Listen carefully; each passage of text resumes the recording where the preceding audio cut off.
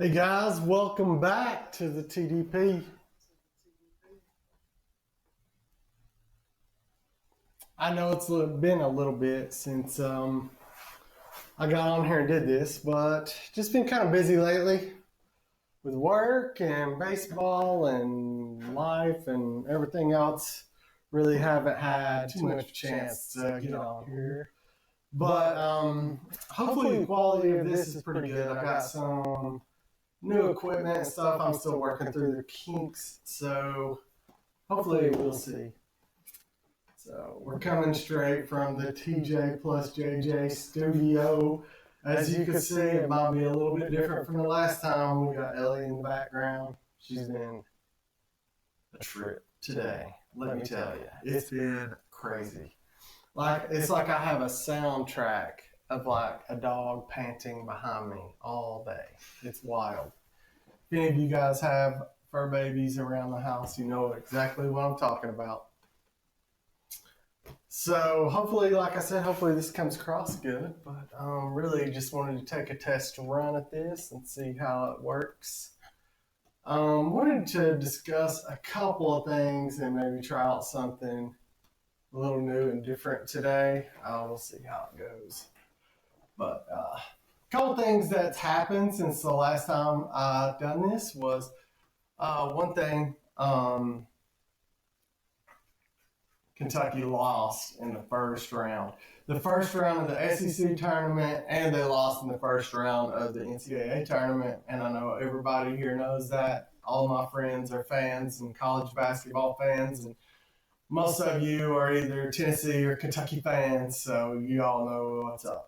I mean, by now, by the time I'm recording this, Tennessee just got beat out of the Elite Eight, so they are not going to the Final Four yet again. But I can't be talking trash because my team has only won one NCAA tournament game since 2019. And folks, today it is April the 1st, 2024. That's unacceptable for Kentucky, and everybody knows it, especially us Kentucky fans. I'll be honest with you, I was hoping, I feel bad saying this, I don't wish bad on anybody, but, there's a certain standard.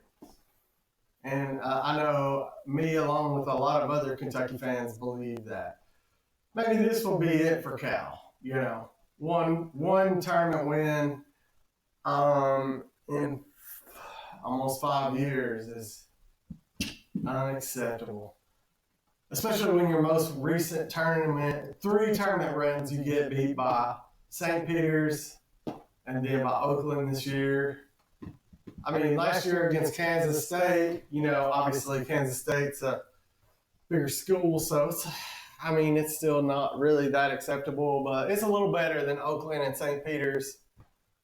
And a lot of people, when I talked about this while they're still in the decision-making process with Cal, a lot of people say, well, what would you do? Who are you going to get that's better than Cal? Let me tell you, here's my thoughts on Cal. You're not going to find a coach anywhere that can come to Kentucky and bring the kind of talent that he's brought here. Nowhere. I mean, look at it. There were 7 Kentucky basketball players this year in the NBA All-Star game. And you can't tell me after watching Kentucky play that they don't have a lot of NBA talent on that team right now. So, if you're talking about replacing Cal, one thing you can't do is try to replace him with someone who's going to bring the same kind of talented players that he's brought, because he's the best at that. There's no doubt about it. Ever since he's been at Memphis, that's been his calling card, and it's got him to a few I think 3 or 4 Final Fours since then. So at least, maybe more if you're counting Memphis. Yeah. So on the other hand, I do think you could find some coaches that could outcoach Cal. And Cal's a Hall of Fame coach, right? He got in the Hall of Fame because he's recruited so well. I've watched these games ever since. I've probably watched 95% of these games since Kyle started coaching. I mean, what, 16 years ago, and I saw it happen over and over. Kyle will definitely lean on that talent to win games. That's how he's won so many games. I'm not saying he can't coach. I'm just saying there's a lot of coaches out there that are better X's and O's than Cal, and he's proved it. He's proved that. Now, I don't know what him and Mitch Barnhart talked about. Um, I'm sure Mitch knew about the pressure that Cal's under, especially from the fan base, and I'm sure that it was kind of like revealing that Mitch didn't actually talk to the media right after their loss in that round one loss. He was pissed because he knows that this team should be successful. So I think they talked about changing some things. I think they talked about the expectations moving forward. I think they talked about a lot of things. Hopefully they talked about winning past the first weekend of the NCAA tournament. I'm telling you, my belief is Kyle has created this culture, and I heard someone say this on KSR the other day. I was listening. It's like, okay, you lose in the regular season. Kyle says, well, no big deal. Like, this is not, they're young. They're just working through this and all this kind of stuff. And it really doesn't matter until March. Wait till March. We used to have these preseason tournaments. We would play an Alaskan shootout, that one in Hawaii. I can't remember the name of that. But anyways, we used to always play it. It was fun. Kyle didn't like it. It was all about March. Well, we got Miss Champions Classic and these challenges at the beginning of the year where we just play these one-off games against good teams, and that's great and it's fun. But like I always felt like you play in that preseason tournament and it's really competitive and kind of gets you going in the season. And then now Cal, he's a little indifferent about regular season games. It's not a big deal if they lose 3 in a row at Rupp, and then, like, you get to the NCAA tournament, and I remember hearing one of his, not the NCAA, but the SEC, I remember hearing one of his assistant coaches saying during a press conference that, oh, well, Kyle's never put a lot of emphasis on the SEC tournament. Well, you need to learn how to battle in the SEC tournament because that's what's going to happen in the NCAA tournament. It's like a little pre-tournament run before the big tournament.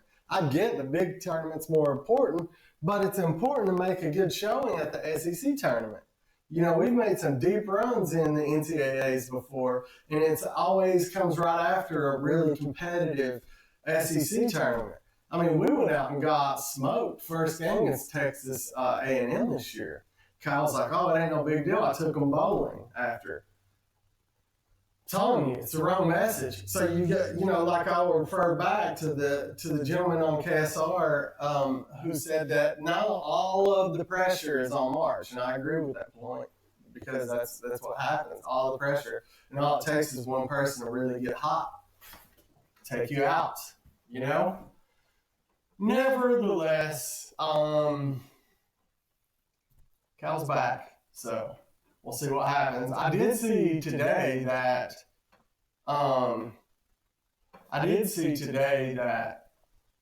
Rob Dillingham's coming back, which is surprising and awesome. I mean, I love Rob Dillingham. He's amazing. Although, I mean, he made a lot of young person mistakes this year, throwing the ball away late in the game. And then, he's really streaky, especially in the middle of the game. He'll hit like 3 or 4 out, like unbelievable shots. And then I feel like when we were playing in a lot of these close games this year, we were depending on Dillingham, like right down the stretch. And sometimes he would make like a crazy play and, get a ball stolen or throw it away or something like that. But I'm going to tell you, with some refinement, that guy's going to be an all-star in the NBA. He is unbelievable with the ball. So great news on that. Hopefully he comes back. That would be great. I mean, well, they said he was coming back. So I said at the beginning, I said, I would, it's going to be hard to forgive Cal, but one thing Cal could do to earn a lot of fans' forgiveness after this crazy, terrible 5 years is if Cal could get all these players to come back next year. And a little redemption tour would be nice, because I know they had the talent. I know it. And I know they got good talent coming next year. I know I've looked at some of the recruits and the freshmen they got coming in. I know the one kid from Lyon County is going to be great. Travis Perry. I mean, he's going to be great. You would love to see Travis Perry and Reed Shepard and Rob Dillingham and even DJ come back. I mean, one of Cal's greatest teams was stacked like that, back in 2014 with the Twins and Booker and all those guys, Tyler Eulis. I mean, that was a great team, and you could go on and on with the talent on that team right there. So hopefully we have another year like that. I mean, that would be a huge step in the right direction, to be honest. I mean, that'd be great to revisit that. I've been seeing a lot of stuff like, you see memes and things like that, where people are talking about, you're going to have transfer portal and stuff like that. And I believe it, but, still. We had transfer portal. We had Antonio Reeves. And let me tell you, he's a very underrated player. 20 points a game, All-American, and he was a transfer portal guy. And another key thing that even happened this year was there was another transfer portal guy, Trey Mitchell.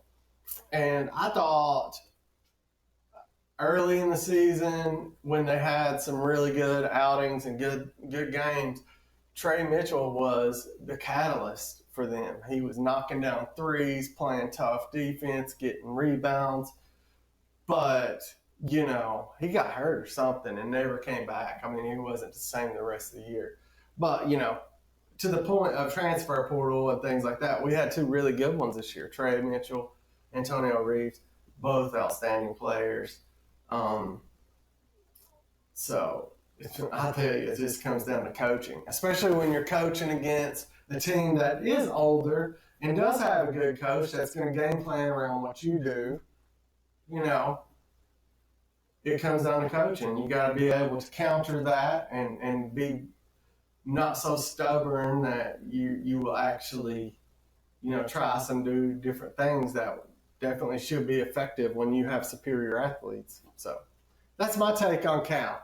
You guys, probably don't like to hear it, but whatever. I mean, I know we're all, and I would talk about Tennessee basketball. Maybe one of you guys wants to come on and with me, and then you can talk about Tennessee basketball, and I will be listening. And I felt bad this weekend. We were watching the Tennessee versus Creighton game, and it was with one of my good friends. And I kind of did an April Fool's trick on him there. I was like,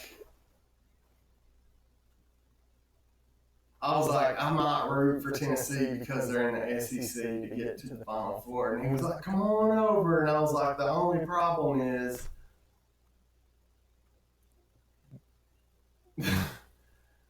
my two favorite teams is Kentucky and anybody who's playing Tennessee. And he was like, oh. But that's a big rivalry from back in the day. Huge rivalry. So I don't wish nothing bad. I mean, I kind of do wish, to be honest, I kind of do wish they would have got to the Final Four for that SEC love. Hopefully Alabama can represent, and do good things out there at the Final Four. Although, how come Alabama gets championship football and basketball? That's not fair. That doesn't seem fair. So, screw Alabama. I hope they lose. Anyways, How's this thing? Do I need to fix the lighting in here? I feel like with this hat on, it's like a shadow right over top of my face. You can't really see it. I'm gonna try to do some.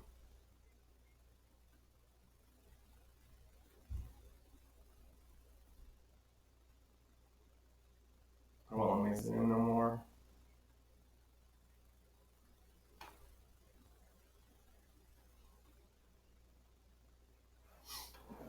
Okay, well, hopefully it's working out well. What else do I want to talk about? Well, I tell you, you guys know that like I've been like in politics, and just a note before I start talking about any politics, I want to say this. Everybody's been talking about how 2024 is, going to be so terrible, and there's going to be such crazy things happening, and oh my gosh. And I think to some extent that's true. I mean, obviously we've had problems at the border, and definitely there's been issues with, what I take everything I was just that whole thought process that I was getting ready to go into might be wrong, but I guess from a personal standpoint, things are going well.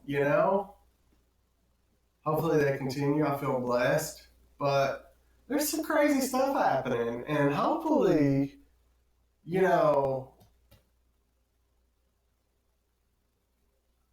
we can get some good leadership in office that can turn this around, because there's definitely some things that are wrong. Absolutely.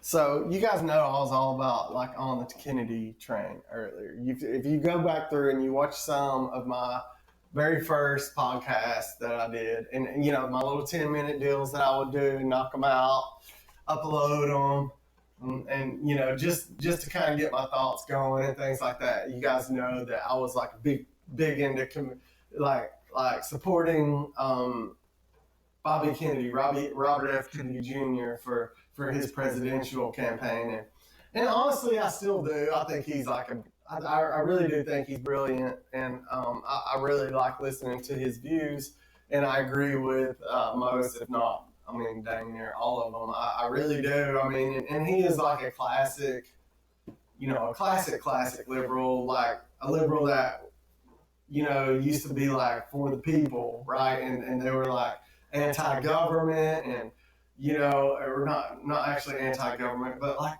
they just wanted freedom, freedom of speech, and for people to be treated fairly. And it was a big deal back home when I was a kid, because liberals and Democrats were for the union, and where I'm from, there's coal mines, and people would get mistreated, and there did need to be better working conditions. So a Democrat supported the unions, and which will come in and improve conditions at the mines and things like that. But it kind of shifted over the years, and but like Robert F. Kennedy Jr., if you listen to him talk, and you listen to his dad, and you listen to his uncle, they have like a lot of the same views, and I support that.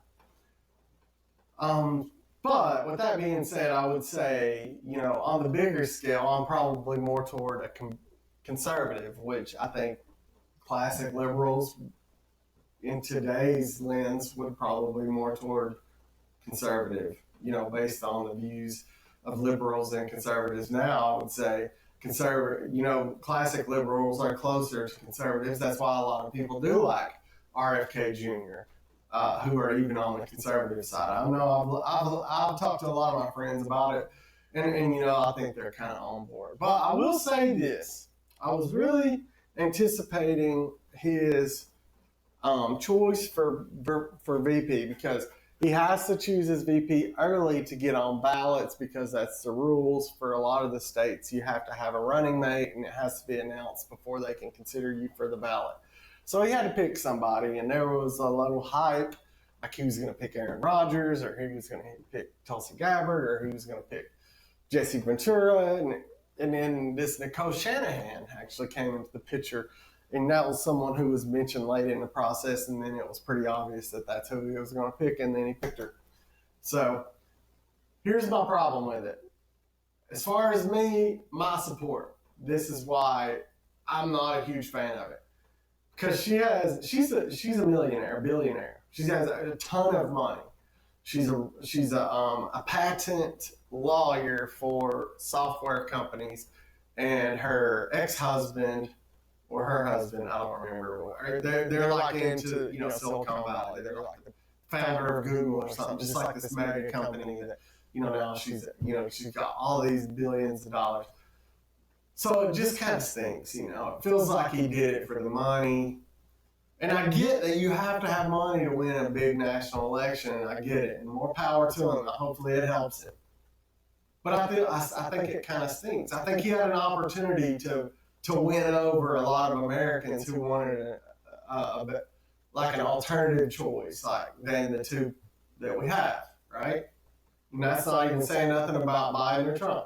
That's just saying that a lot of people, and it's my opinion, a lot of people want a better choice, another choice.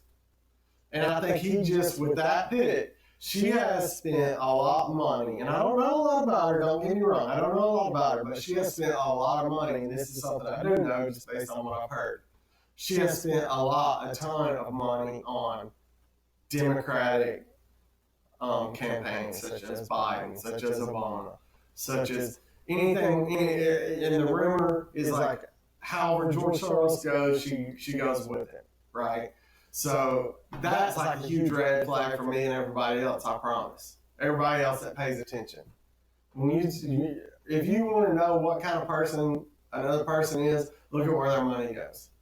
And I don't doubt her motives. Maybe she's got her heart in the right place. I watched her speech. She sounded fine. She seemed nervous, but, also a little overwhelmed by the moment, maybe, but she did say some great things. I mean, she's a daughter of a Chinese immigrant, was poor, and her dad is a Scots-Irish, I think she said, man who was an alcoholic, and she had kind of a sad story there, from her early childhood. She was born in the United States, but in Oakland, actually, and was raised up poor and on welfare and stuff, and a lot of stuff like myself, obviously, I was born in Appalachia, or not Appalachia, but Harlan County in the Appalachian Mountains, and, I think times were tough when I was young, I mean, that's how it was. So I kind of related to her on that level.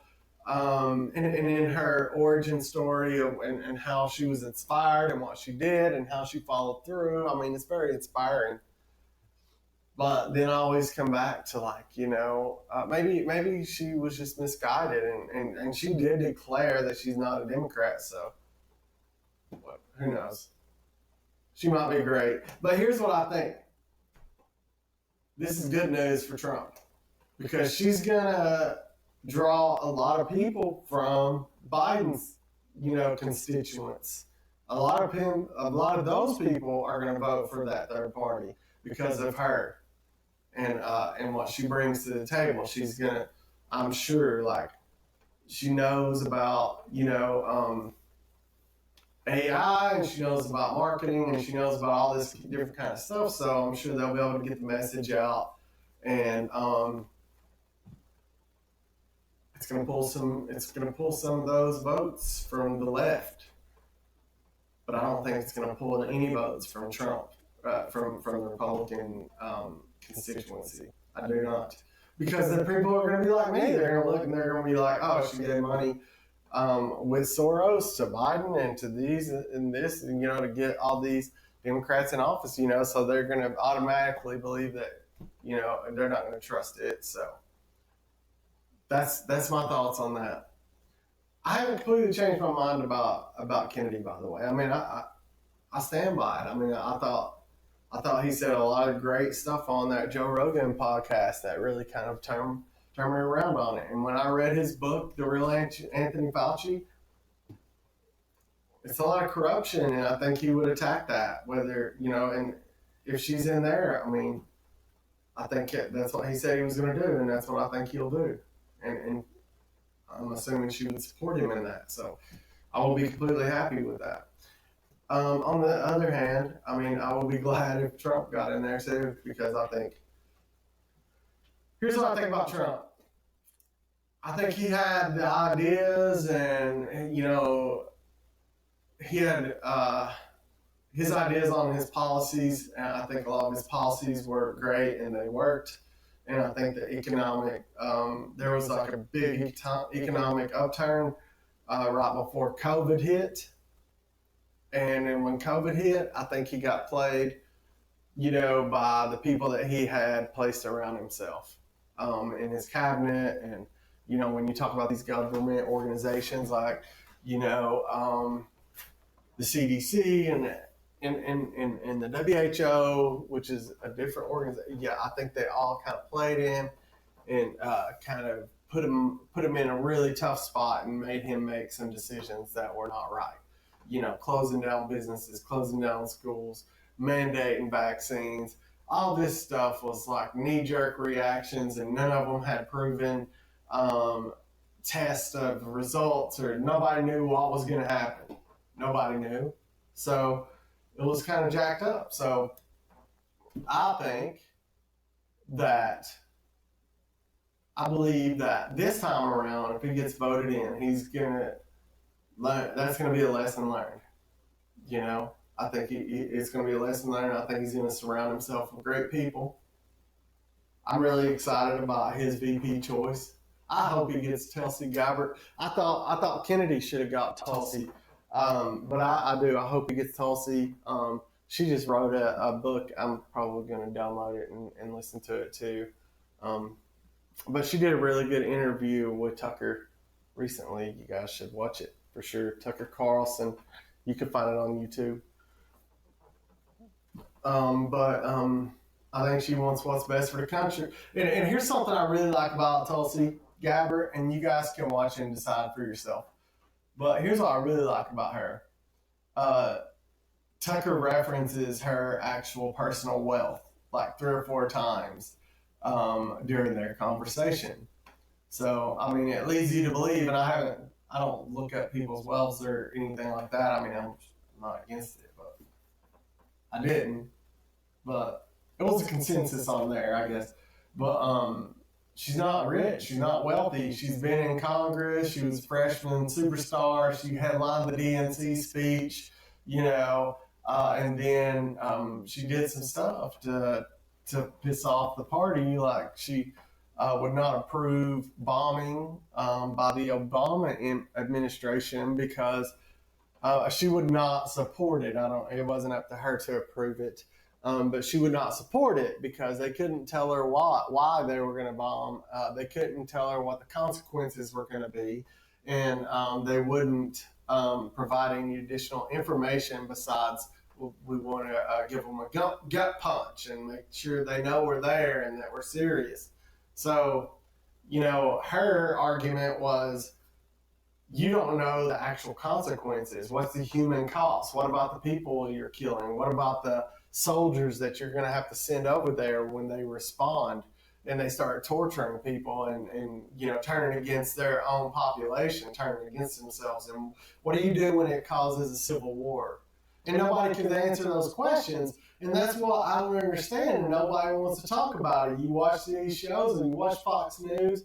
You watch people talking. Nobody wants to talk about taking a hard line against war.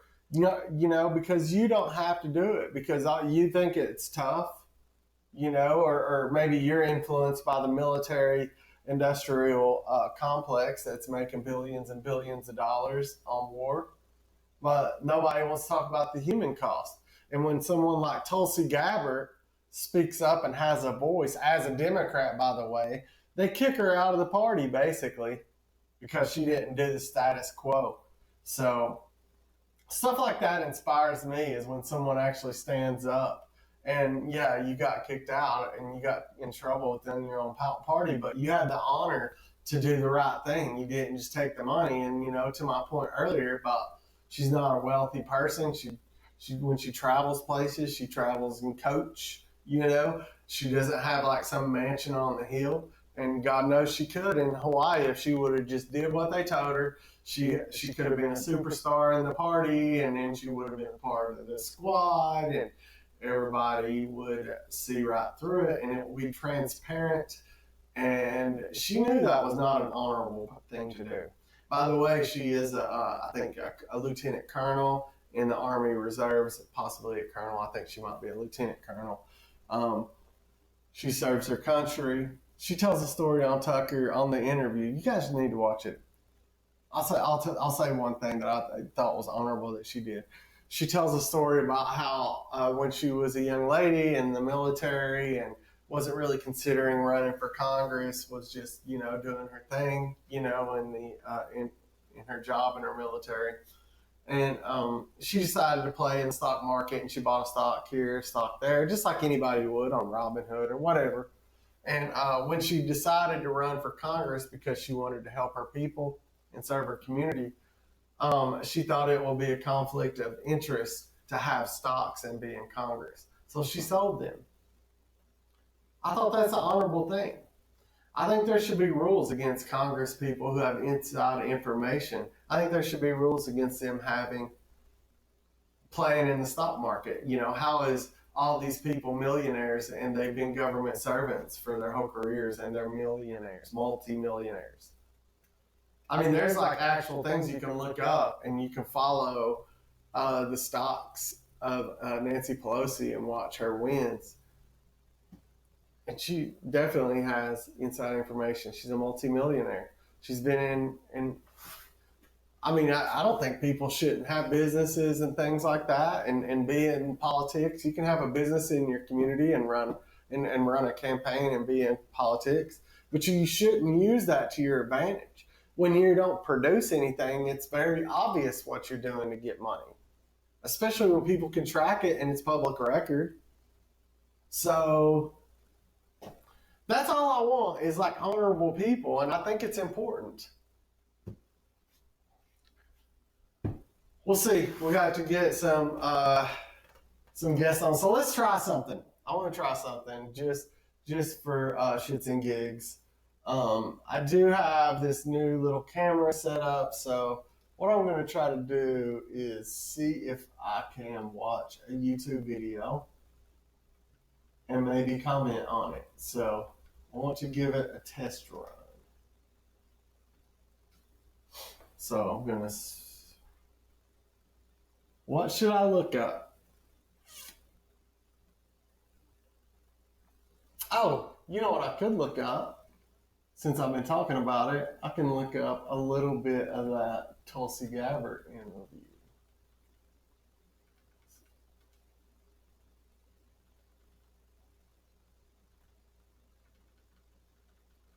Everybody laughs at my YouTube hunting skills whenever I'm with my family and we're looking on YouTube at home on TV or something, and I'm the one doing it. Everybody gets super. All right, I think I found it. So everybody, oh, I'm gonna let her get by this ad.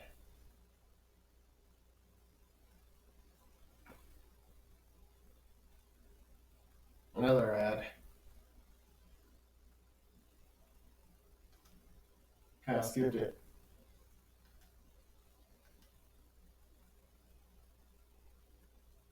Okay. This is Tucker with Tulsi. Let's see if it works.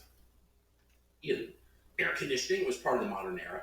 2013, Tulsi Gabbard, who was in her early 30s, had just been elected from Hawaii. She was a member of Congress, first term a Democrat. And not just a Democrat, she was the single most famous freshman that year, and she was feted by her party. The Democratic Party made her vice chair of the DNC as a freshman that year. And she was on the cover of magazines. She was the future of the Democratic Party. It was 2013. Fast forward 11 years to the beginning of 2024, that very same person was a headliner at CPAC, the Conservative Political Action Committee. And not only did she speak there, she was arguably the most popular person who spoke there this year. I forgot to mention that. This year she was. That's what he said. She was the one of the headliners at CPAC, which is the Conservative Political Action Committee. I think it's committee.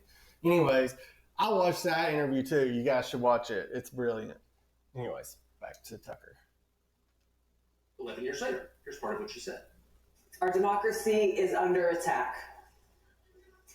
The perpetrators of this attack are those who, in the name of saving our democracy, are destroying it. I don't use these words lightly. Every one of us who loves this country and who cherishes peace and freedom should be very alarmed by those who, driven by their insatiable hunger for power, are actively undermining all that we stand for. And almost every single day, if you're paying attention to the news and the headlines, there is some new assault and some new attack.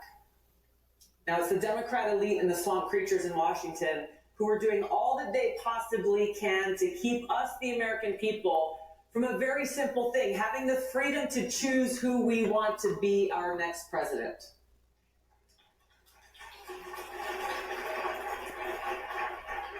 And it is clear through their actions they have no respect for us, and they have no respect for our fundamental rights as citizens of this democratic republic. They are so terrified that we, the people, may make what they think is the wrong choice. That in the name of protecting democracy and saving us from ourselves, they're actually destroying our democracy and taking away our freedom. Wow, you can see why she was the most popular. So yeah, what she was talking about there is what Trump's going through. I think I think a big part of it, that's what it is. Like, he's obviously Biden's political enemy, and he's got all of these indictments, and they got him on trial for everything. And it could be argued that every single thing they have him on trial for is just bogus. I mean, honestly, what kind of country does the people in power indict and try to prosecute their political enemies? If you look at it historically throughout the world, these kind of countries are ran by dictatorships or fascists. They persecute their political enemies. So, that's kind of what she was talking about there. They're basically stealing our democracy, because if they if you think about it, if we let them get away with this and they're successful and somehow they get into office again, they're going to try to take these policies and use precedent, to be able to prosecute all of their political enemies. I mean, why do you think all of these immigrants are coming in? It's changing the census, and they're wanting to count them on the census. They're wanting to allow them to have guns. You see the crime that they're already doing. I know you guys watch it and you see it. Everybody sees it on their reels. And they're like really, they're really out there about it. I mean, it's not like a big secret. It's not like they're doing it under the scenes. It's right there in front of everybody to see, and we're getting taunted with it every day.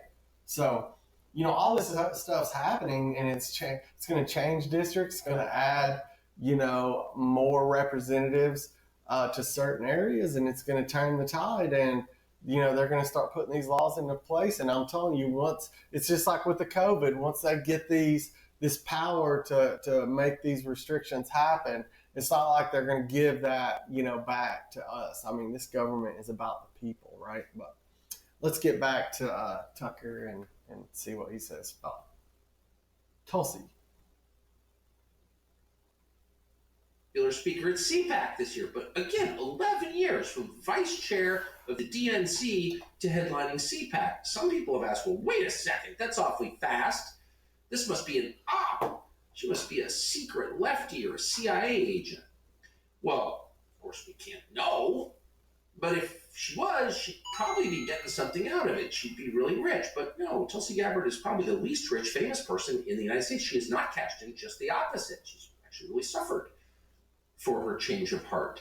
So what was the process that led her from freshman in Congress 11 years ago to headliner at CPAC this year? It's a very interesting story. And she's written it in a book that's just come out, For Love of Country, Leave the Democratic Party Behind. And she's joining us today to explain what exactly happened in her life. Tulsi Gabbard joins us now. Thank you very much. Tulsi Gabbard, thank you so much, and congrats on the book. And I have to say, the first thing that jumped out, Tulsi is one of the most rock-solid, honorable people I've ever met, says Joe Rogan. And I can attest to that. That is true.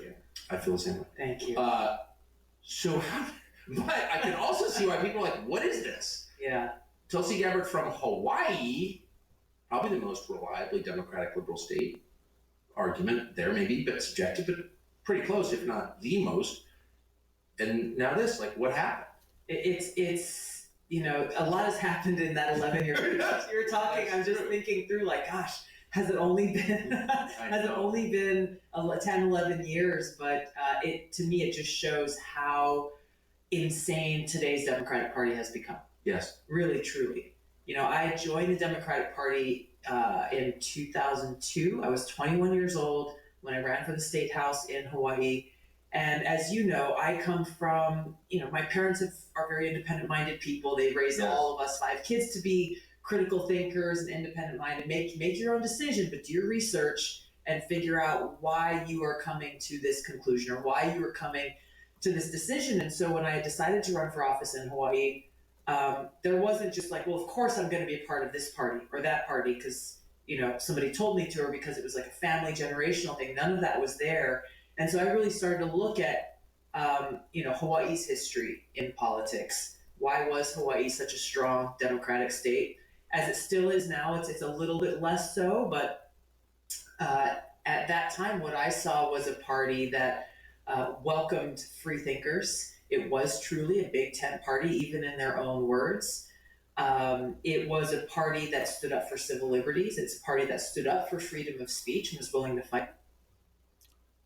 So I just wanted to comment on what she's talking about now, and that's kind of where I was going with the conversation earlier when I was talking about why, I felt like I was kind of explaining the difference between classic liberals and kind of like how they think and kind of their beliefs and the big for the people and all that. That's kind of what she's talking about right now. So and then she's going to kind of start discussing a little bit more about how she became a conservative, a champion of conservative values and all that kind of stuff. But I know this video is an hour long. I'm not going to watch the whole thing, but I just wanted to give you guys a little bit more, and then we'll talk about that after. For it, that is true. It was a party that in Hawaii's history fought for working people. It fought for average, everyday Americans against the corporate industrial complex, which in Hawaii was the big 4 plantation owners back in the day. And so it was because of those reasons and looking at leaders like JFK. So can I ask you, for people who aren't familiar with the history of the state, which is actually very interesting. It is. Completely different from the history of any other of the 49 states. Yes. It was almost like a feudal system in Hawaii. Is that fair? It was. It was. And going back, and this is where there was a big shift. And people in the political world ask all the time, is like, why did Hawaii become such a strong Democrat state? It was because there were 4 major landowners that came in and essentially took the land from the local people, threw the queen in jail, and decided, okay, well, here's what we're going to do. We're going to start growing sugarcane. We're going to start growing pineapples. And they essentially installed themselves as the government of what was then the territory of Hawaii. And local people really didn't have a whole lot of say in it. But through that process, there were immigrants coming from Japan and from the Philippines, from Portugal, from places all over the world, seeking opportunity, getting work visas and work contracts to go and work in the fields. And these massive plantation owners essentially treated them like crap. So I'm gonna go to another portion. I think she's really just talking about how they were able to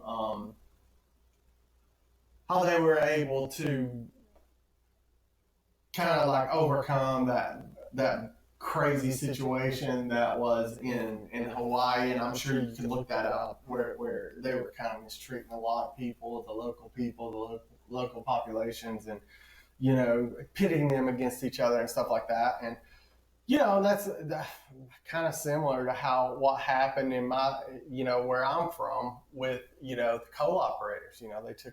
advantage of the local population. I mean, if you look at our history, in the coal camps, we had a store and we called it the commissary, and people had to get script to buy food there, and you basically whatever you would get paid in script from the coal corporation, and then have to use that. That was the only thing you could use at those stores. So they were both basically getting it on both ends. They were paying, they were buying the food to put in the stores, but we were giving the money right back, and I'm sure they were gouging, that all the pieces and making a bunch of money on those stores. And so that was a part of the reason why, a lot of people where I'm from were Democrats, because Democrats came in with the unions and was able to get a lot of that stuff turned around and fixed.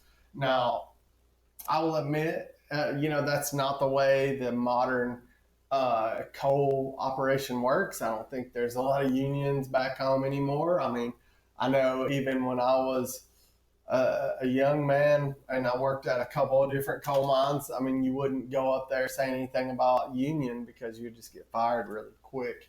But I think back then, and like Tulsi is talking about, with the plantations and stuff, something had to be done to improve that situation. I mean, the people were suffering, and the people were at the mercy of these big corporations, and, their conditions were terrible. They weren't getting a fair wage, so they needed that representation. And, a lot of good came from that, people should. And now, I mean, if you go work in the coal mines, you're going to make good money,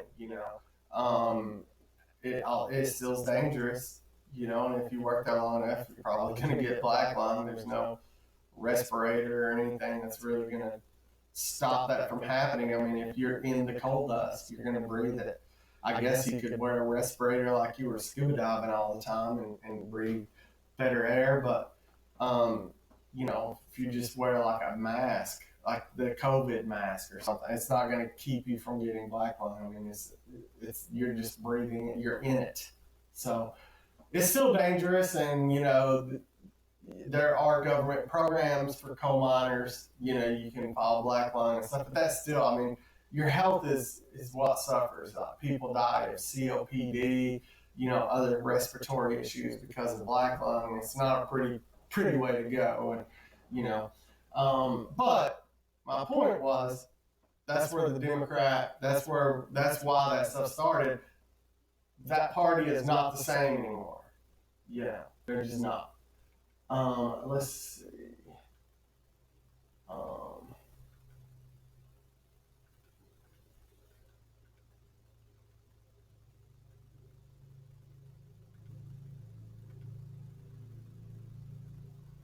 Let's watch this last part, and then I'll get off at Tulsi Gabbard. So you've been in a lot of different news stories talked about as a potential VP choice for Trump. I have no idea if that's going to happen or not. Probably unknowable. Are you open to that? If you don't do that, what else are you open to? What's your plan? Yeah, I would be honored. I'd be honored to serve our country in that way or in other ways, and to be in a position to help President Trump if he is reelected, to actually address these challenges, to help execute those policies that will bring back a secure border, that will breathe new life into our economy and start to get this radical inflation out of control.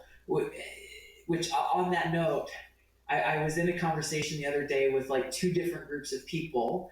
One was with a very, very wealthy couple, and they were saying, well, gosh, and they're not fans of President Biden either. They're like, the economy is not actually that bad. The stock market's doing all right, and it's not really as bad as a lot of people are saying it is. And then the next conversation was with people who are not part of that wealthy class, who were talking about, a loaf of bread is 3 times more expensive today than it was 6 months ago or a year ago. Basic necessities, electricity, food, medicine, all of the things that people need just to live and to try to live in a healthy way are far more expensive, but they're not making a whole lot more. The dollar is going not going nearly as far as it needs to in order to be able to afford this inflation. And so I just mentioned that because this disconnect still continues between the elite in Washington and the reality that they live in versus the reality that the rest of us live in this country. And President Trump recognizes that. I'd love to be in a position to um, help secure our country and to get us off this path towards World War III and nuclear war that the Democrat elite and President Biden's policies have us on right now. So my last question, a lot has been written about you, uh, and a lot has been written about your spiritual life. I don't know if any of it's that. So yeah, I would be shoot. I mean, I'd probably be 100% on board with a Trump Tulsi Gabbard ticket for sure. Versus, I mean, 100% versus Biden Harris. And then, so Tulsi Gabbard and Donald Trump versus Kennedy and Shanahan. I think Tulsi Gabbard and Trump. I think just 'cause I really don't know about Shanahan. I don't know what her motives are. I know she's got a crap ton of money and she spent a lot of it on things that I don't agree with. So yeah, I don't know. I trust Gabbard. I kind of trust Trump. I think Trump's policies were great until COVID. Like I said earlier, I do think they were great. And then once COVID happened, it kind of went off the rails there, and he started talking crazy stuff, and he started listening. I think a lot of the wrong people were there. I mean, I don't know if he realized how just incredibly awful that Anthony Fauci was. I don't think he realized that. Hopefully he does now. Hopefully. Anyways, so that's my rant. I went on about Calipari, and obviously he's coming back, so I wish the best. I mean, hopefully it's a great season and it happens like I said. And then, we talked about a little bit about my politics that I'm interested in and how I'm probably, on the Trump train again. So it'll be good. That's 2024 happening right now. So it's early spring. Today we went and picked up some stuff for the garden, and we're going to start planting some things on our farmer's calendar. It says we could plant root vegetables like onions and carrots and some different things like that. So we went and got some onion sets, and we went and got some carrot sets and carrot seeds. And I actually got some garlic and some potatoes, like root vegetables to plant.